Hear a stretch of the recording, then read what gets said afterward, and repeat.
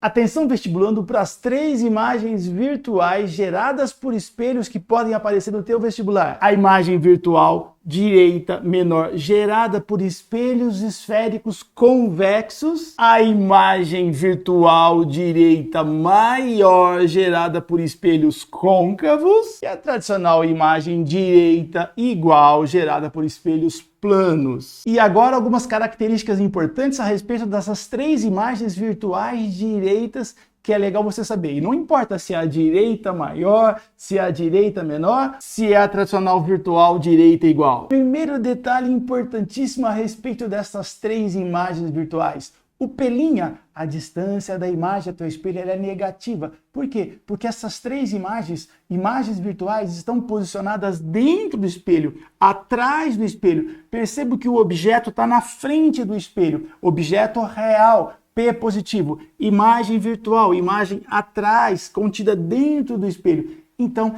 estas imagens não são projetáveis em uma parede, por exemplo. Inclusive, você pode observar isso logo a seguir em um trecho de uma aula em que eu gravei e que eu mostrava exatamente isso para os meus alunos. A diferença entre a imagem virtual e a imagem real. Enquanto a imagem virtual está contida dentro do espelho, ela está atrás do espelho, né? A imagem real ela é projetável. Ela está onde? Na frente do espelho. Então você projeta a imagem. O espelho está aqui e a imagem está projetada na frente, em uma parede, por exemplo. O Yuri está lá fora e a gente está projetando a imagem do Yuri.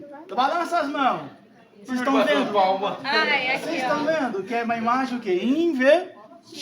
Vamos fazer então uma discussão individual de cada uma dessas 3 imagens virtuais. A virtual direita igual, a virtual direita maior e a virtual direita menor. Vamos começar com a mais simples delas, que é a imagem virtual direita igual, isto é, do mesmo tamanho que o objeto, gerada por espelhos planos, que é a nossa situação comum do dia a dia quando você fica de frente para um espelho plano. A primeira propriedade importantíssima dos espelhos planos é a simetria. A distância do objeto até o espelho é exatamente a mesma distância do espelho até a imagem. Então, quando a gente mexe com espelhos planos, não existe necessidade de cálculo. A distância do objeto até o espelho é exatamente a mesma distância do espelho até a imagem, e como a imagem é virtual, ela está atrás do espelho, contida no espelho, o pelinho ele é negativo. Então, se você está a 50 centímetros do espelho, P igual a 50 centímetros, pelinha igual a menos 50 centímetros, a imagem virtual. Uma outra propriedade importantíssima dos espelhos planos é a reversão ou enantiomorfismo, isto é, o lado esquerdo do objeto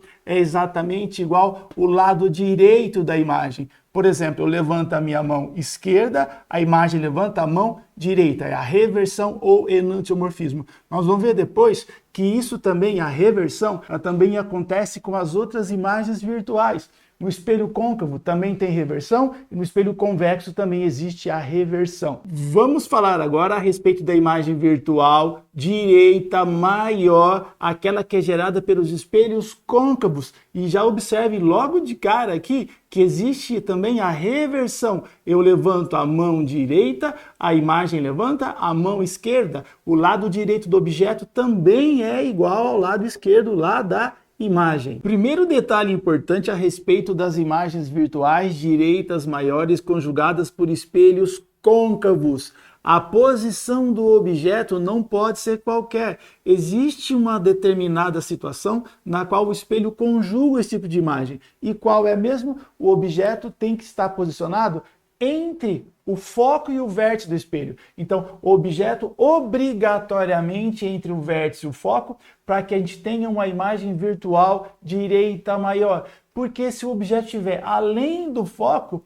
aí é a situação na qual esse tipo de espelho conjuga imagens reais e invertidas. Então não se esqueçam, para que um espelho côncavo conjugue uma imagem virtual direita e maior, o objeto tem que estar posicionado entre o foco e o vértice do espelho. Segunda observação importantíssima a respeito dos espelhos côncavos. Aqui no espelho côncavo e no convexo, a posição da imagem, a distância da imagem até o espelho, não obedece à simetria. Não é igual no espelho plano, que a distância é a mesma. Aqui você tem que fazer um cálculo. É aí que entra a famosa equação de conjugação de Gauss. Você vai vir aqui, vai colocar a distância focal do espelho, o valor do f. Lembrando que para espelho côncavo, o foco ele é positivo, o foco ele é real, então o f é positivo. Você vai colocar a posição do objeto, a distância do objeto até o espelho. Perceba então que esse p tem que ser menor que o valor de f. E aí você vai fazer o cálculo e vai calcular e vai achar, né, o valor de P', que vai dar um número negativo, porque a imagem é virtual, ela está atrás, ela está dentro do espelho. Então, resumindo, para espelhos côncavos, para a gente obter uma imagem virtual, direita, maior, o objeto tem que estar entre o foco e o vértice do espelho. O valor do P' você vai calcular aqui usando a equação de conjugação de Gauss, substitui o F, substitui o P e calcula o P', que vai dar um número negativo, porque a imagem é virtual. E não se esqueça que também ocorre a reversão. O lado direito do objeto é o lado esquerdo da imagem. Agora, duas aplicações comuns no nosso dia a dia e que aparecem sempre em vestibulares utilizando espelhos côncavos para formar imagens direitas maiores. Os espelhos usados em maquiagem, né? Aquele que geralmente o pessoal usa no banheiro para fazer a maquiagem. Tá lá, imagem direita maior.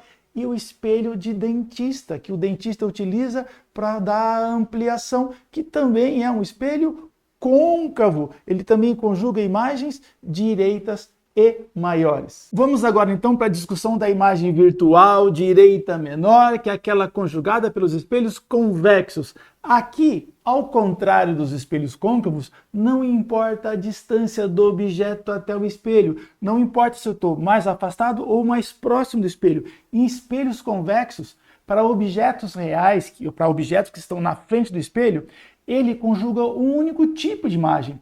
Espelhos convexos só fornecem, só geram para objetos reais imagens virtuais, direitas e menores. Então, não importa o valor do P no espelho convexo. Lembre-se que no espelho côncavo, não. Para que eu tenha imagem virtual, imagem direita e maior, o objeto tem que estar entre o foco e o vértice. Aqui, para qualquer distância do objeto até o espelho, não importa a distância, olha lá, vocês vão perceber que nós vamos ter sempre imagens virtuais, direitas e menores. E o valor do P', como que eu calculo? Semelhante aos espelhos côncavos, utilizando a equação de conjugação de Gauss, 1 sobre F igual a 1 sobre P mais 1 sobre P'. Só que lembrado um detalhe, o foco, observem que o foco está atrás do espelho.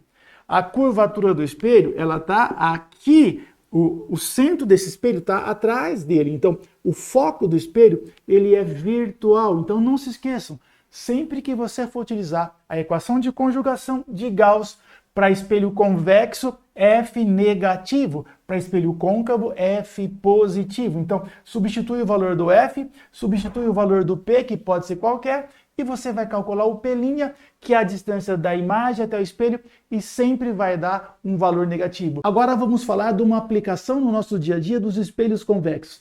Por gerarem imagens virtuais, direitas e menores, não importando a distância que está o objeto do espelho, eles são utilizados em porta de garagens, no interior de lojas. Por quê? Porque eles ampliam o campo visual. Vocês podem observar que aqui é a sala onde eu gravo, né? Então perceba o seguinte, existe uma grande área da sala que ele consegue formar a imagem. Ele gera a imagem menor que o objeto. Então, você tem uma área maior que ele está conseguindo refletir. Então, eles possuem um grande campo visual. Por isso são utilizados em porta de garagem e interior de lojas. Uma outra aplicação importante dos espelhos convexos no dia a dia são os espelhos retrovisores. Percebam que um espelho retrovisor é ligeiramente convexo. Por quê? Porque propicia um campo visual maior. Então você pode observar uma grande área que é refletida no espelho convexo. Então não se esqueçam, os espelhos convexos possuem um grande campo visual. Por isso são utilizados em portas de garagem, no interior de lojas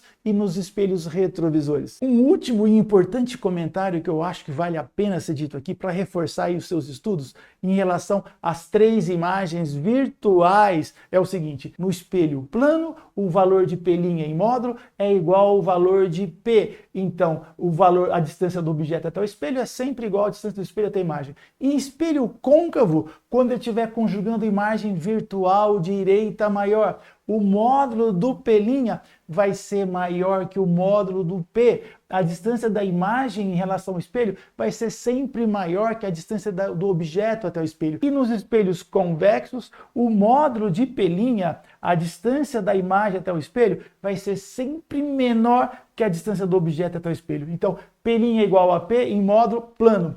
P' maior que o P, côncavo, imagem virtual direita maior. P' menor que P em módulo, espelho convexo, imagem virtual direita menor. Bons estudos, um grande abraço e até a próxima.